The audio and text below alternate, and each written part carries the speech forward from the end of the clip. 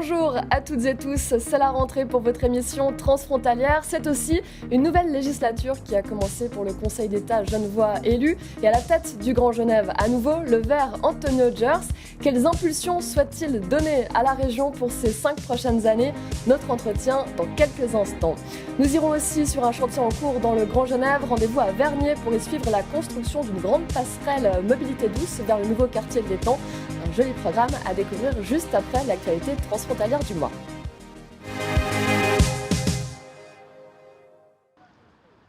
On en sait plus sur les futurs tramways du Grand Genève. Le tram vers la zone industrielle de Plan-les-Ouates sera bien mis en service fin 2023, ce qui permettra ensuite les travaux pour la prolongation vers Saint-Julien, prévus pour 2026. Les travaux du tram du Grand Saconnet commenceront mi-2024 pour une mise en service fin 2026. Le centre commercial prévu à Ferney-Voltaire ne verra peut-être pas le jour. Le promoteur immobilier se retire suite à la décision du tribunal de commerce de Lyon. Le promoteur était en litige avec le propriétaire des terrains Terrinov, émanant de Pays de Gex Agglomération. Les opposants au projet sont satisfaits. Un recours est toujours pendant contre le centre commercial, qu'ils jugent disproportionné et incompatible avec les exigences climatiques. À fin juin 2023, Genève comptait 108 750 frontaliers, une hausse moins importante qu'au premier trimestre. Genève est le canton qui compte le plus de frontaliers. Bonsoir Antonio Gers. Bonsoir. Vous avez été réélu en avril dernier. Vous êtes président du Grand Genève. En tant que président du Conseil d'État genevois, vous avez prononcé le discours de Saint-Pierre. C'est lorsque les élus ont prêté serment pour ces 5 prochaines années. Et dans votre discours, il n'y avait pas le terme Grand Genève, alors qu'il y a 5 ans, Pierre Maudet avait cité expressément ce terme de Grand Genève. Est-ce que ce terme-là, il ne fait plus l'unanimité aujourd'hui? Il vaut mieux le cacher ou du moins le mettre en transparence dans un discours? Non, c'est une surinterprétation. J'ai parlé de la région franco-valdo-genevoise, donc plutôt utiliser une autre appellation. On parle de la même réalité et les autorités françaises et vaudoises qui étaient là présentes ont bien vu qu'elles étaient impliquées. Et je crois qu'il faut bien comprendre qu'aujourd'hui, ce qu'on fait à Genève a un impact, donc sur le canton de Genève, a un impact direct sur nos voisins. Et à l'inverse, ce que font nos voisins a un impact direct sur Genève. Et ça a été quand même relevé dans le discours. Et la philosophie, la vue autour du Grand Genève, elle est toujours aussi marquée au Conseil d'État. Et surtout, elle est unanime. C'est-à-dire qu'il n'y a pas un Conseil d'État qui ne pense pas que la construction commune de notre territoire entre le Jura et le Salève est une importance capitale pour le canton de Genève. Vous dites unanimité autour du Grand Genève, pourtant c'est un Conseil d'État qui est un peu plus à droite que dans les dernières années. Voilà. Est-ce que ça va quand même avoir une impulsion, une dynamique différente dans vos décisions, dans les décisions à impulser dans l'ensemble du Grand Genève, notamment, je pense, aux grands projets routiers peut-être qui vont se passer dans la France voisine? Alors, je pense que le Grand Genève n'est ni de droite ni de gauche tout d'abord. C'est une réalité de vie, puis il y a peut-être certains partis qui la nient ou qui font comme si la frontière cantonale était fermée et maîtrisable, alors qu'aujourd'hui, chaque jour, il y a 650 000 passages aux frontières cantonales. Donc, chaque jour. Hein. Donc, voilà. Je pense qu'il y en a qui nient une réalité, puis d'autres qui la comprennent, et c'est le cas au Conseil d'État. Il peut y avoir des sensibilités différentes, mais vous savez, vous parliez des projets routiers, je crois que l'idée de dire qu'on veut plus de voitures en ville, il y a plus grand monde pour la défendre. Hein. Je crois que c'est une idée un peu dépassée. D'une manière générale, toutes les métropoles, on parlait des métropoles européennes, qu'elles soient de gauche ou de droite, ont des politiques de réduction du bruit en ville, de réduction de la pollution, de réduction du trafic de transit notamment.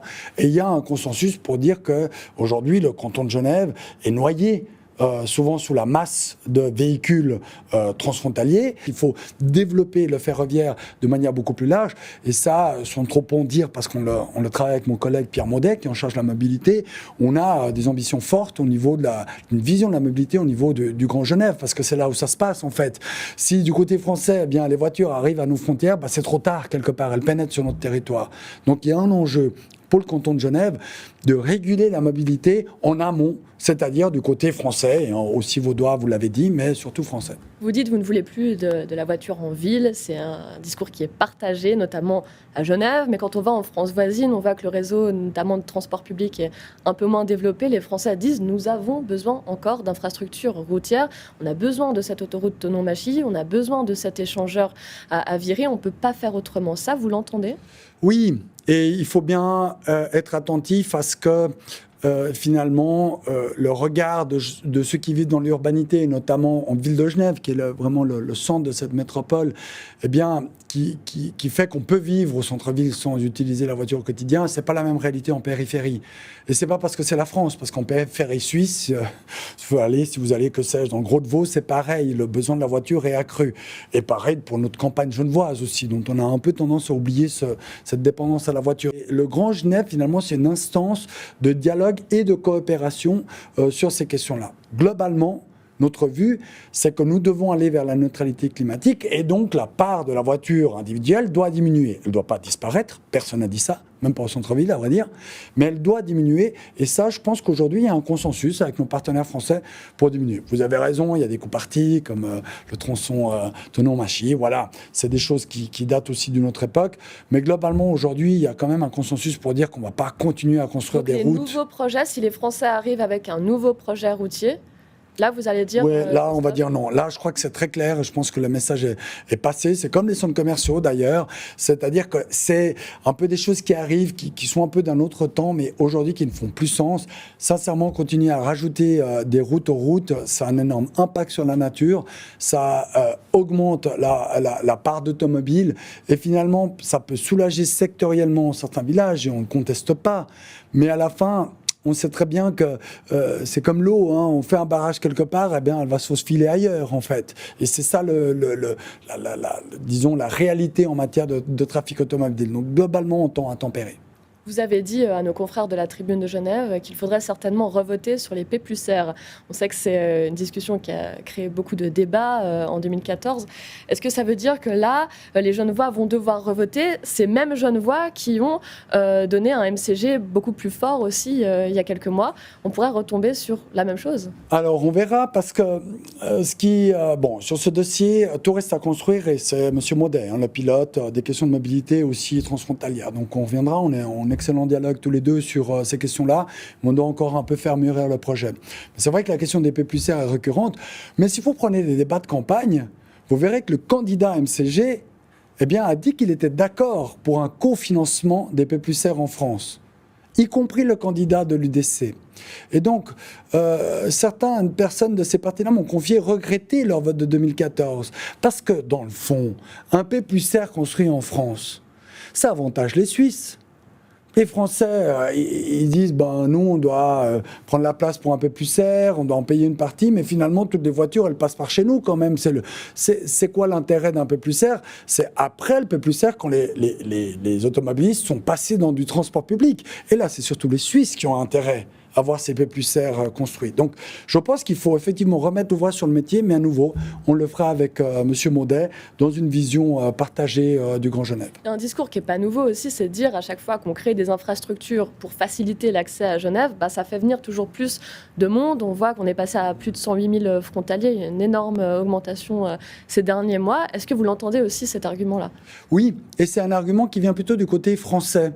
Et qu'il faut entendre, que parfois on ne voit pas du côté suisse, c'est que effectivement ce pôle d'attractivité qu'est Genève, avec une économie extrêmement dynamique, florissante, on est sur des incitations fiscales pour les grandes entreprises. Donc aussi on a eu les débats sur le modèle de croissance, mais c'est une conséquence côté français, c'est qu'évidemment les salaires étant nettement meilleurs en Suisse, beaucoup de gens qui travaillent en France viennent travailler en Suisse. On le sait notamment par exemple dans le domaine médical, dans le domaine infirmier, et ça crée des pénuries du côté français. Et il faut aussi comprendre les partenaires français qui disent, mais écoutez, les Suisses, on vous aime beaucoup, c'est bien gentil, c'est beaucoup d'argent, mais nous, ça appauvrit, ça assèche notre marché de l'emploi. Et là aussi, je pense qu'il faut thématiser. On n'a pas de baguette magique, parce que là, on parle du droit du travail, on parle de libre circulation des personnes, on parle de choses qui dépendent, non pas des cantons ou même des départements français, mais bien de la Confédération et de la France. Il faut limiter le nombre d'emplois aux frontaliers. Mais ça, c'est contraire à la libre circulation des personnes, qui dépend, vous savez, des traités internationaux, des traités de la Suisse avec l'Union européenne. Donc, il y a plein de gens qui fantasment là-dessus, mais aussi, au bout d'un moment, la politique s'est retombée dans la réalité, c'est qu'on n'a pas prise sur ces questions-là. Donc, je pense qu'il y a un dialogue conjoint à mener et de bien comprendre que la machine économique qui fonctionne extrêmement fort du côté genevois, et dont certains genevois se plaignent aussi, et il faut peut-être aussi les entendre en disant, mais est-ce que le but, c'est d'avoir toujours un PIB qui croît le plus possible, le plus vite possible? Parce que si on veut ça, il faut accepter qu'il y aura une croissance de la population extrêmement forte et extrêmement rapide sur Genève, avec la nécessité de construire des logements, et ça c'est un débat que l'on connaît bien aussi. Et donc, moi je crois aux équilibres, c'est-à-dire il ne faut pas tout arrêter, je ne suis pas pour la décroissance, je ne suis pas pour qu'on soit moins, etc.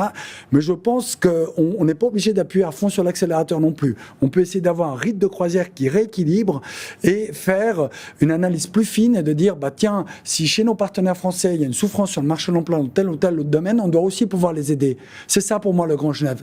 C'est pas que la mise en commun des ressources, puis d'être le plus dynamique possible, c'est aussi des solidarités. Donc ça, pour vos 5 prochaines années, c'est un peu la ligne? Oui, je pense qu'à travers la vision territoriale transfrontalière, hein, c'est un grand document directeur sur lequel on travaille, c'est des équilibres. On doit trouver des équilibres territoriaux. Eh bien, vous le disiez, c'est là on met une route, qu'est-ce qui se passe chez les voisins, etc. Donc peut-être faisons ensemble le transport public, les pépicières, on l'a évoqué. C'est protéger la nature, les corridors naturels aussi, pour que la faune puisse circuler de part et d'autre. Et sur les questions économiques, où il y a une forte demande du côté français, c'est de trouver des équilibres. Je pense que le modèle, on concentre tout dans la centralité de la métropole, puis la périphérie, eh bien, c'est pour les centres commerciaux, puis c'est pour la banlieue, et le logement, parfois un peu dégradé, c'est une vision complètement dépassée, c'est une vision qu'on avait dans les années 70, ça donnait d'ailleurs les grandes banlieues françaises, c'est pas du tout ma vision, je pense qu'il faut partager notre territoire et partager peut-être aussi les richesses. Pour terminer, on sent depuis quelques mois, par rapport à il y a peut-être 3 ou 4 ans, que les tensions entre France et Genève, notamment, sont un peu plus importantes, il y a plus de débats, plus de petites choses qui se cristallisent. Est-ce que vous le ressentez? Et surtout, est-ce que c'est dû à quelque chose en particulier? Oui, je pense que vous avez raison, même si les rapports restent bons. Je pense qu'il faut y voir peut-être un élément positif là-dedans, c'est qu'avant, au niveau des instances du Grand Genève, on se parlait un peu comme se parlent les diplomates. Vous savez, chacun dans son jardin, puis oui, on partage un peu quelques évolutions, mais dans le fond, aujourd'hui, le Grand Genève a une dimension plus politique, c'est-à-dire qu'on doit plus faire des choix. Et du moment qu'on est dans la politique, il peut y avoir des désaccords. Et c'est pas grave. Le désaccord est bon pour le Grand Genève? Moi, je pense que le fait de montrer qu'il y a des visions différentes du Grand Genève, en fait, c'est une réalité qui existait, mais aujourd'hui, elle est apparente dans les élus. Et de nouveau, quand je vous dis, les Français nous disent écoutez, les Suisses, vous, avec votre modèle économique d'attirer des grandes multinationales, etc., vous asséchez notre réservoir de travailleurs, travailleuses, et ceci nous ralentit aussi économiquement, c'est intéressant à entendre. En tout cas, moi, comme président du Grand Genève, je suis président de tout le Grand Genève.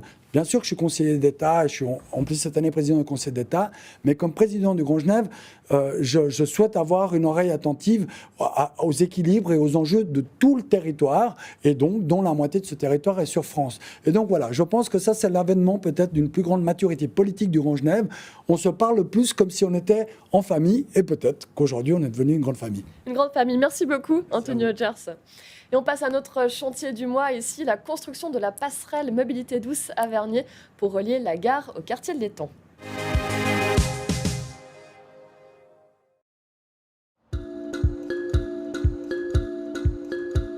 Alors ce projet, c'est une passerelle qui va relier le nouveau quartier de l'Étang à la halte ferroviaire de Vernier. Donc c'est un projet de mobilité douce qui permettra aux vélos, aux cyclistes et aux piétons de traverser ce secteur. Donc on va passer au-dessus de l'autoroute. Ce sera un maillon de la voie verte rive droite. À ce stade, elle remplit plusieurs objectifs. Le premier, c'est un objectif très local, c'est de permettre aux habitants du quartier de l'Étang de se rendre à la gare de Vernier.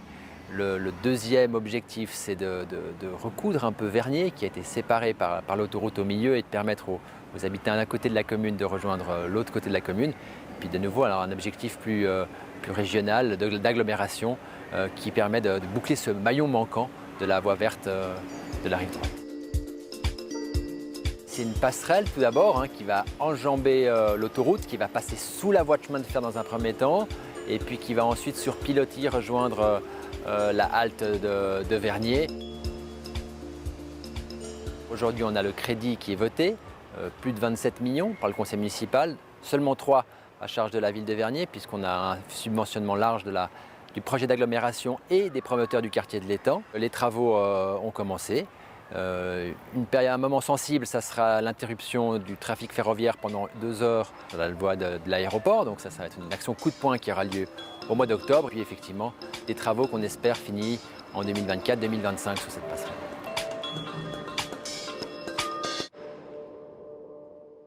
C'est la fin de cette émission. Merci de nous avoir suivis. Très belle soirée sur Les Monts Bleus. À très vite.